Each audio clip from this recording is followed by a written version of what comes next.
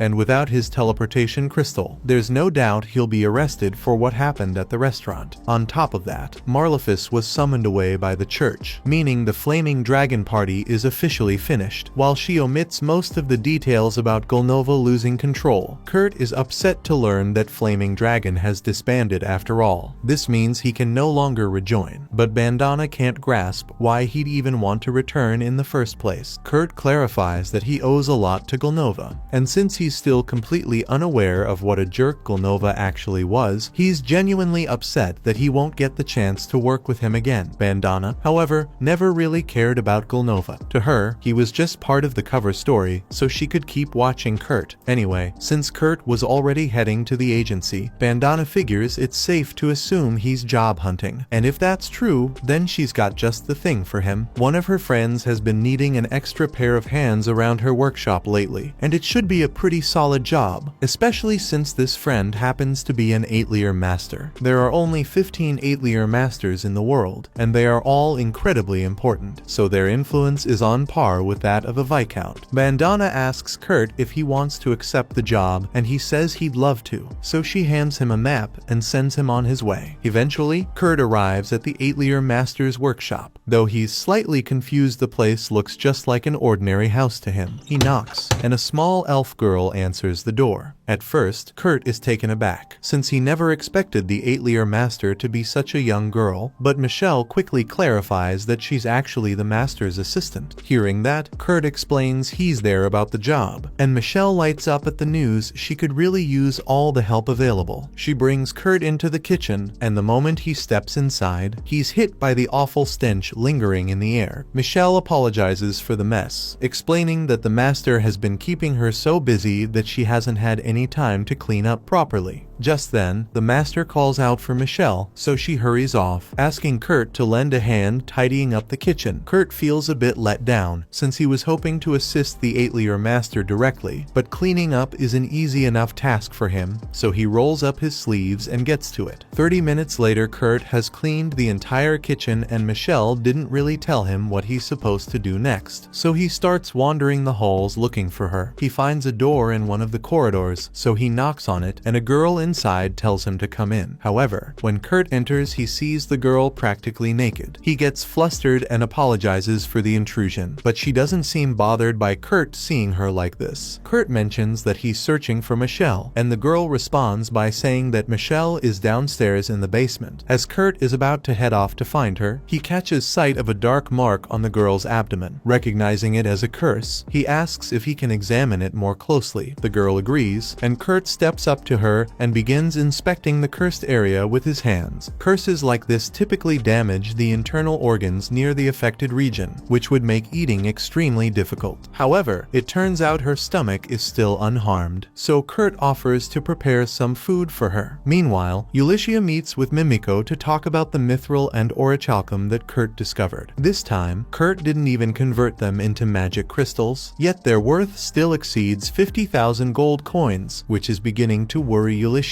She questions Mimiko about what might occur if others learn of Kurt's ability in the most favorable outcome. He could be abducted and enslaved. In the worst case situation, he might be killed for posing too great a danger. Mimiko questions Ulysses about what she intends to do with Kurt, and up until now, Ulysses has considered arranging for him to become an 8-layer master. By doing so, he would gain enough influence that nobody could easily exploit him. After that, she intends to serve as his personal bodyguard. However, convincing Kurt to go along with all of this won't be easy. He's oblivious to just how talented he really is, and even worse, he constantly underestimates his own worth. Because of that, Ulysses knows she has to act before Kurt ends up in serious trouble. Meanwhile, Kurt has just wrapped up making some porridge for the girl he encountered earlier when, out of nowhere, Michelle and the 8-layer master, Ophelia, emerge from the basement. They're both taken aback to see that the kitchen is no longer a disaster, and are even more surprised that Kurt managed to clean it up so quickly. Spotting the porridge, Ophelia comments on it, prompting Kurt to explain that the girl he found in one of the rooms mentioned she was hungry. Ophelia seems a bit concerned that Kurt met that girl, so she makes him promise not to tell anyone about her. Kurt promises, so Ophelia tells him he can go home for the day and hands him 3 silver coins. Kurt is surprised that she's paying him so much for just cleaning the kitchen, but she says he deserves it for working so hard and asks him to come back tomorrow. Shortly after, Ophelia makes her way to the girl's room, carrying the porridge Kurt prepared for her, and she reminds Lies that she isn't supposed to be seen by others. That said, Kurt doesn't appear to be dangerous, so Ophelia doubts there's any risk of him revealing the secret. Noticing that Lies still hasn't touched her food, Ophelia tells her to hold on while she checks the porridge for poison. Still, Lies insists it's unnecessary. She only talked to Kurt briefly, but something in her gut tells her he's trustworthy, and anyway, poisoning her now would be pointless. The curse has already taken too deep a hold. Her whole life has been spent doubting everyone around her, so this time, she just wants to believe in someone without hesitation. Ophelia relents and allows her to eat the porridge, but the moment Lies takes her first spoonful, she suddenly breaks into a heavy sweat and collapses onto the floor. Convinced that Kurt must have poisoned the meal despite everything, Ophelia immediately prepares to search for an antidote, until Lies abruptly sits back up, declaring she's perfectly fine. Not just fine, in fact, but better than she's ever felt before, because the curse has been lifted. Ophelia struggles to comprehend what just happened. Breaking a curse of that magnitude shouldn't be that simple. Yet there's no denying it was broken by a mere meal Kurt prepared. Meanwhile, at that very instant, the shadowy organization responsible for placing the curse on Lies convenes in urgent session. They had intended to eliminate Lies from afar using the curse, but now that plan has failed, and they realize they'll need to resort resort to more extreme methods. That night, Ophelia and Lies make their way to Mimiko's shop with pressing matters to address. When Lies removes her hood, Mimiko and Ulysses immediately identify her as the kingdom's third princess. Ophelia goes on to explain that a powerful curse had been cast on Lies as part of an assassination attempt. They still don't know exactly who's responsible. As the only child born to the king and princess Francois of the Gurumaku Empire, Lies's very existence serves as a living peace treaty between the nations. Clearly, someone wants to ignite a war. Mimiko is relieved to see that Lies is safe, though she's shocked the princess could dispel such a lethal curse alone. But Lies quickly clarifies she didn't break it herself. The curse was actually lifted by a man called Kurt. The instant Mimiko and Ulysses hear his name, they immediately panic. Ulysses still struggles to wrap her head around the fact that a simple bowl of porridge managed to break the curse that tormented Lies for so many years. She's well aware by now that Kurt is capable of some wild feats, but she only left him unsupervised for half a day, and somehow he ended up rescuing the princess. While they do plan to reward Kurt for his assistance eventually, Mimiko believes their top priority should be finding whoever cast the curse in the first place. After all, Lies's room is normally protected by anti-curse enchantments, meaning someone must have interfered with them before she was cursed. Only 3 individuals in the kingdom had access to Lies's room at the time: Sinova Ristkatz, the first general of the Royal Expedition Force, Tristan Maynolf, the bishop of the Poland Church, and Isadora, the kingdom's third queen. But they can't afford to throw around baseless accusations. They'll need solid proof before taking any action. Ophelia proposes that they set up a trap to draw the culprit out, and she already has the ideal plan in mind. Since Lies just recently turned 15, royal tradition dictates that she must leave home and undergo a year of training. The ones responsible for the assassination attempt will no doubt make another move. So Ophelia intends to fabricate an 8-year master and claim that Lies has been sent there for her training. The assassins will likely attempt to gather intel on the 8-year master in order to prepare their next strike, and when they do, they'll walk right into Ophelia's trap. However, they'll need someone with impressive credentials to play the role of the fake 8-year master, and Ulysses already knows exactly who that should be. She presents one of the magic crystals that Kurt crafted to Ophelia, and the moment Ophelia lays eyes on it, she's completely certain it's the finest quality crystal she's ever encountered. When it comes to Kurt, the following day he returned to Ophelia's house for work, only to find a note on her door saying she wasn't there. Just then, he bumps into Michelle, so he asks her what's happening. Michelle tells him that Ophelia left abruptly the day before. She and Lies went out together and still haven't come back. Sadly, this means Kurt has no work today, so he walks away dejected and makes his way to the guild to grab a meal. As he eats, he catches the conversation of a group sitting at the next table. They're in a panic because their porter fell ill, and without him, they won't be able to manage their upcoming mission. There's no time to put up notices for a replacement either, so it seems they'll have no choice but to call off the mission entirely. Kurt gives it some thought and feels sure he's capable of taking on the porter's role, so he walks over to their table and introduces himself. He explains that he happened to hear their discussion, and while he's not good at fighting, he's sure he can still be a valuable asset to their team by working as a porter. Sina scoffs at the thought of Kurt joining them as a porter, insisting that a skinny kid like him could never manage such demanding work. Cans gives her a smack on the head and apologizes to Kurt for her rude attitude, but even he doubts that Kurt is cut out for the job. Being a porter is physically exhausting, especially considering their team is targeting golems that weigh more than 200 kilos. However, Kurt confidently claims that carrying 200 kilos is no problem for him. To prove his point, he lifts both Danzo and Cans right then and there, making it look effortless, even though Cans is wearing over 150 kilos of armor. With that display, Kurt clearly shows he's more than capable, so the party agrees to bring him on as their porter. As they travel to the mission site, they all take the time to properly introduce themselves to Kurt. Cans is the team's heavy warrior, but despite having a sword, he mostly prefers to fight with his fists. Danzo, on the other hand, is a samurai, and Sina serves as the party's ranger. There's actually one more member, but he's currently sick with a nasty cold. That's exactly why they needed to bring Kurt on as a temporary replacement. They express express their gratitude for his help, to which Kurt responds by thanking them for giving a worthless nobody like himself this opportunity. The group is confused, since someone truly incompetent definitely couldn't lift 350 kilograms as effortlessly as stretching before exercise. But they simply assume Kurt must be joking. As the team keeps walking, they hear a scream and Kurt is getting attacked. The others instantly turn back to help him, but they're a bit puzzled when they realize he's having trouble with the slime. Kurt is clearly panicking, so Cena tells him to relax, explaining that all he has to do is destroy the slime's core to defeat it. Kurt tries to do what she says, but when he attempts to stab the core, his knife won't pierce it at all, and somehow he ends up stabbing himself instead. It's obvious Kurt won't be able to handle it alone, so Cena steps in and finishes off the slime for him. Still, she's amazed by just how bad Kurt is at fighting. He did say his combat skills were basically non-existent, but she didn't expect them to be this poor. Kurt apologizes for being so useless, but the others reassure him that it's not a problem. His role as a porter is just to carry the loot from the quest, so he can leave all the combat to them. Kurt is almost in disbelief at what he's hearing. He just messed up horribly, yet no one is mad at him. It's a complete contrast to how he was treated back in Flaming Dragon Fang, and he feels grateful to have found such kind teammates. They finally reach the cave, but it's quite dark inside, so Cena decides to spread some glow moss around to lighten up the area. After the cave is illuminated, Kurt spots some poop on a rock and asks Cena whether he should be worried about them. Cans explains that the poop belongs to a goblin, and judging by how fresh they are, there's likely a goblin nest nearby in this cave. Kurt starts to panic a bit, thinking that if he can't even take down a slime, there's no way he could ever beat a goblin. But Cans reassures him that there's nothing to worry about. The rest of the team can easily deal with a few goblins. That said, if they happen to run into a full goblin horde, they'd be in serious trouble, so avoiding that scenario is absolutely crucial. With that in mind, they press on and head deeper into the cave. Eventually, they reach some ruins, and as they're walking, Kurt notices something odd about one of the walls. At that exact moment, Cena spots a goblin and quickly moves to take it out, but she's a little too late. The goblin had already alerted for backup, and now they can hear a massive horde of goblins approaching from both the front and the rear. The reports didn't mention that there would be so many goblins here, and now they have nowhere to run, so Cena turns to Danzo to ask if he has a plan. But with these odds, the only thing they can do is brace themselves for a brutal death. Kurt speaks up and tells everyone that he found a secret passage in the wall here, and that's wonderful news. But even with the passage, they won't be able to outrun the goblins, so they need a distraction. Danzo and Cans exchange a glance with Cena, and she immediately grasps what they need her to do, so she guides Kurt into the hidden chamber and shuts the door behind them. Confused, Kurt questions why she would do that when Danzo and Cans remain outside, but this was their plan all along. Cans explains through the door that if the entire group fled together, the goblins would surely pursue them all, so he and Danzo will act as decoys, drawing the creatures away to give Kurt and Cena a clear path to safety. Kurt doesn't want to leave them behind, but Cena tells him they can't go back. She doesn't want to leave her teammates behind either, but Kurt has zero combat ability and Cena's fighting skills are average at best, so they would only slow the two of them down. Besides, she says she is sure Danzo and Cans will find a way to survive this somehow. They were fully aware they wouldn't make it out alive. Even so, they had zero regrets about their choice, because sacrificing yourself to save your comrades is the highest honor a warrior could ever achieve. Meanwhile, Cena tells Kurt they have to keep moving. She scatters glow moss around to illuminate their surroundings and scan for a way out, only to freeze in terror as she realizes this isn't just some hidden chamber. It's a boss arena, and now, sealed inside with them, looms the hulking form of an iron dragon golem. Meanwhile, back in town, Liz wants to meet Kurt again, so she asked Ulyssia to bring her to his inn. After Ulyssia picks the lock, she and Liz enter Kurt's room, but to their surprise, he's not here. Suddenly, they hear someone's voice telling them that if they are looking for Kurt, he went on a mission in the northeastern caves. Ulyssia has no idea who is speaking, so she rushes out of the room to confront this person. However, by the time she gets outside, Bandana is gone. She is confused by what just happened, but Kurt really is in the northeastern caves, and he might be in serious trouble. Based on what Ulyssia knows, a goblin slaying training program was recently held near those caves, so it's possible that some of the surviving goblins ended up establishing a nest there. Ulysses tells Lies to stay put because she's heading out to help Kurt, but Lies insists on going with her. Ulysses doesn't think it's a wise move. Bringing a princess into a monster-infested cave isn't exactly the safest plan. However, Lies has been practicing her magic since childhood, so she's confident in her ability to defend herself. Plus, since Ulysses is technically assigned to guard her, it would actually be irresponsible to leave her behind alone. Ulysses eventually agrees to take Lies with her, so the two of them head to the cave, and from the fresh glow moss on the walls, they can tell that someone was here recently. Lies casts a sense enhancement spell on herself, and Ulysses thinks she's going to try listening for any signs of Kurt, but Lies gets on her hands and knees and starts sniffing around for Kurt. She had only been around him for a few minutes, but that was more than enough for her to memorize his scent. After sniffing around a bit more, she manages to catch Kurt's trail. At the same time, she hears the sounds of a battle coming from a hallway nearby, so she quickly alerts Ulysses and gives her a stat boost to help her intervene. Danzo and Cans have been holding their own against the goblins for a while, but at the rate things are going, they won't be able to hold out much longer. Fortunately, just before either of them can be seriously hurt, Ulysses rushes in and wipes out all the goblins in a single attack. Meanwhile, inside the secret room, Cena falls to her knees in defeat because there's no way she can fight a iron dragon golem. She apologizes to Kurt for dragging him into this mess because now both of them are going to die here. But Kurt tells her there's nothing to worry about because he has dealt with tons of these things before. He begins moving toward the dragon, and just as he's about to strike, he leaps into the air and lands right on its tail. With a swift tap of his dagger, Kurt slices the entire tail clean off. One by one, he does the same to each of the dragon's limbs, and Cena can barely believe what she's witnessing. This is the same guy who couldn't even defeat a slime, yet he's taking down a dragon like it's nothing. At this point, she's honestly a bit frightened, but Kurt doesn't get why. After all, mining golems is just a regular thing for him. Just then, Ulysses rushes into the secret room to see if Kurt is okay, and she finds him standing in front of a pile of dragon golem parts. Kurt's glad to see her here and asks her to please save his friends because Danzo and Cans might still be in trouble. But Ulysses tells him she already saved those two, and while they may be a little injured, they are going to be fine. With everyone now safe, they regroup in the room to talk things over. The first thing Cans and Danzo do is thank Ulysses for saving their lives, admitting they wouldn't have made it without her. But Ulysses tells them there's no need to worry about that. What really matters is that she has something to share with Kurt, so as he takes some of the dragon parts, she lets him know that she's planning to open a new 8-layer shop. She invites him to join her, but Kurt hesitates, unsure if he can commit since he's already part of their current party. Cans tell him not to worry about their group. Ulysses' proposal is too good to pass up, so he urges Kurt to take the opportunity, since Cans and the rest are fine with it. Kurt finally accepts the offer. Ulysses adds that she's looking to recruit a few adventurers to guard the 8-layer shop and asks if Cans and his group would be interested in the job, to which they happily agree. With such great news at hand, Cans suggests they celebrate by throwing a party once they return to town. Speaking of town, Ulysses reminds Kurt that he should get his abilities appraised once they return to the agency. She's already arranged for someone to evaluate him. A few hours later, Kurt arrives at the agency and meets Mimiko, who introduces herself as a royal court mage. She explains that she's heard much about his remarkable abilities and is here specifically to assess his skills. After completing the appraisal, Mimiko informs Kurt that all his non-combat skills are B rank, but she was totally lying. The truth is, every single one of his abilities tested at triple-S rank, and his mana reserve is greater than anything she's ever encountered. She's relieved she was the one conducting the evaluation because if word got out about Kurt's true power, it could spell catastrophe for the entire nation. The situation is so dire that they'd likely have to eliminate any witnesses immediately, and that spells trouble for Kershel, who just overheard everything. The following day, the group promptly sets off for the town where the 8-layer workshop is going to be established. However, Ulysses never actually mentioned who the new 8-layer master would be, so Cans is feeling eager to meet this person. Ulysses can't really reveal the truth either, so she begins coming up with excuses right on the spot. At this point, Cena has already realized that Ulysses didn't bring their party along out of generosity, and since she started acting oddly when Cans brought up the 8-layer master, Cena is beginning to grow grow very suspicious. As they get closer to the town, Kurt suddenly realizes it's the same place where he once repaired the wall, and since he still believes the Margrave let him go because he wasn't a good worker, he feels uneasy about coming back. Eventually, Ulysses brings the group to where the new Atelier workshop is supposed to be, but calling it a workshop doesn't make much sense. What they're actually looking at is just an empty plot of land. Cans points out that they can't do anything with just a bare piece of land, and Ulysses knows that perfectly well, so she tells them they'll be staying at an inn while Kurt finishes constructing the Atelier workshop. She asks him if he can complete the task by the end of the day, but constructing an entire workshop in a single day is, even for Kurt, entirely impractical, though he could likely build it in 3 days. Ulysses assures him he can take as much time as needed, as she doesn't wish to hurry him, and if he requires additional materials for the workshop, he should not hesitate to ask her. Kurt, pleased by this, already has a list of items in mind, so he writes them down and requests that Ulysses procure them for him. The list includes things like amethyst, sapphire, and griffin feathers, which makes Sina question why Kurt would need such materials just to construct a workshop. However, Ulysses knows better than to doubt him, so she simply assures him she'll do her best to collect everything, though it'll take some time, meaning he'll have to wait about 2 days. And as it turns out, Kurt is completely okay with that. Sina still can't shake the nagging feeling that something is off, and Ulysses is beginning to notice her wariness. Though both pretend everything is fine for the moment, Ulysses instructs the group to proceed to the inn immediately to allow Kurt to work undisturbed. But before they depart, she reminds Kurt to ensure he takes breaks and eats well, making him promise to return to the inn by nightfall. Meanwhile, after the others arrive at the inn, Ulysses gathers them to share something significant. Up to this point, Cans and Danzo have believed Kurt to be an ordinary individual, but Ulysses knows she can't conceal the truth indefinitely, particularly since Sina has already witnessed some of Kurt's extraordinary abilities. Sina presses Ulysses to clarify who Kurt truly is, but first, Ulysses insists on formally introducing herself. She holds out the crest of the royal family and explains that she's an adventurer who once worked for them, and the girl sitting across from them is actually Liz, the third princess of the kingdom. All 3 of them are stunned by this revelation, and Cans feels like he ought to stand up and greet her properly. But Liz tells him there's no need for that. She's currently keeping her identity a secret, so she asks them to keep treating her like any regular girl. Since Liz is the third princess, Sina wonders if that means Kurt is royalty too, but Ulysses clarifies that he isn't part of the nobility. In reality, Ulysses still has no clue about Kurt's background, but what she does know is that all of his combat-related skills are G rank, while every other skill he has is S rank. The 3 of them are left speechless after hearing that, since S rank skills are almost considered mythical, but given Kurt's abilities, it actually adds up. Ulysses explains that Kurt's actual skill level is classified for now, so nobody is permitted to discuss it openly. Even Kurt himself doesn't know the truth. Ulysses and Mimiko deceived him, claiming he was merely B rank. However, in reality, Kurt is the one who will become the new Atelier master, but Ulysses has no plans to reveal that to him anytime soon. Sina rises in a burst of anger and shouts at Ulysses, unable to comprehend why she would deceive Kurt in such a way. Ulysses responds that Kurt likely wouldn't believe her even if she revealed the truth. She attempts to defend her actions, claiming she's only trying to protect Kurt, because if his skills were to become known by the wrong people, they might take advantage of him. Yet, in Sina's perspective, it's Ulysses who's currently exploiting Kurt. Ulysses has no response to that, so she simply stays quiet. Meanwhile, Sina looks over to Cans, clearly wanting no part in this chaotic situation. After a short pause, Danzo asks for a bit more context, so Liz explains that just a few days ago, Kurt managed to lift a deadly curse that had been cast on her, and he did it using nothing more than a bowl of porridge. Right now, someone is targeting Liz's life, which is the real reason this entire Atelier master setup was created in the first place. The goal is to draw the assassins out and uncover whoever is orchestrating everything. But once again, Kurt is completely unaware of any of this, while it might appear selfish to involve Kurt in their scheme without his knowledge. Both Liz and Ulysses genuinely care for him and would never wish any harm to come his way. Liz asks them if they would be willing to maintain this secret and collaborate with them to guarantee Kurt's protection. Danzo points out that as adventurers, they're under no obligation to follow a royal's commands, but since Kurt is their friend, they'll go to any lengths to keep him safe. Can shares the same sentiment, and Lies is relieved to have them aligned with their plan. However, Sina thinks their devotion seems excessive considering they've only known Kurt for 2 days at this point. Ulysses gets where Sina is coming from, because even though she speaks about Kurt like they've known each other for ages, the reality is she only met him 6 days ago, and she's still struggling to wrap her head around everything she's seen him do in that short time. Sina says she needs to take a walk to clear her head before making any decisions, and while she's out, she ends up heading toward Kurt's work site, thinking that he deserves to know the truth about how powerful he really is. But to her complete surprise, in just the few hours since they left, Kurt has already managed to finish laying down the entire foundation for the workshop. She asks him if he actually did all of this on his own, and Kurt confirms that he did. He figures this level of work is normal, especially since Ulysses told him he's B rank, but there's no way any B rank worker could have accomplished something like this. Kurt's grasp of ranks is completely confused at this point, and it doesn't help that constructing a dozen houses in a single day was fairly typical for the folks in his village. So, from Kurt's viewpoint, he's working much slower than he should be. Sina still feels uneasy about Ulysses relying on Kurt to construct the workshop, so she decides to ask him whether he feels bothered by having so much work pushed onto him. But Kurt responds that he has no reason to feel upset, since he genuinely enjoys doing this kind of thing. When he was a member of the hero party, they constantly called him worthless and eventually cast him out. But in this place, people actually recognize how valuable he is, and for him, that's already more than he ever hoped for. Meanwhile, Danzo waits in the town square for a crucial meeting with an informant, who happens to be Bandana. Recall that Danzo's party only brought Kurt on because their porter fell ill. It turns out that the porter, Bibinak, was secretly a spy who infiltrated Danzo's party with the express purpose of sabotaging it from the inside. Apparently, he was recruited by a band of rival adventurers jealous of Danzo's party's success. She had already located Bibinak and handed over precise instructions on where to find him, leaving Danzo free to use that intel however he wants. Danzo then compensates her for the solid work, and that same night, he makes his way to a tavern. Sitting at one of the tables is a bald man, fuming, partly because the waitress gave him a look of pure disgust when he tried to touch her, and partly because his scheme to eliminate Danzo's party had ended in total failure. But Bibinak already has another scheme prepared. He's learned that Danzo's party is involved with an Atelier workshop tied to the third princess, meaning targeting them now could be extremely profitable. Just then, Danzo speaks up, coldly asking if he's savoring his last drink. The moment Bibinak recognizes Danzo's voice, he panics and runs away in a desperate attempt to escape. Bibinak dashes through the alley, but he suddenly stumbles over a cleverly placed wire, crashing to the ground as Danzo approaches at a calm, steady pace. At first, Danzo had dismissed Bibinak's odd behavior when he called in sick for that mining job, but now it's obvious to him that it was all part of a setup. Bibinak tries to act clueless, pretending he doesn't know what Danzo is accusing him of, but it's far too late for that. Danzo unsheathes his sword and swings it toward Bibinak's neck,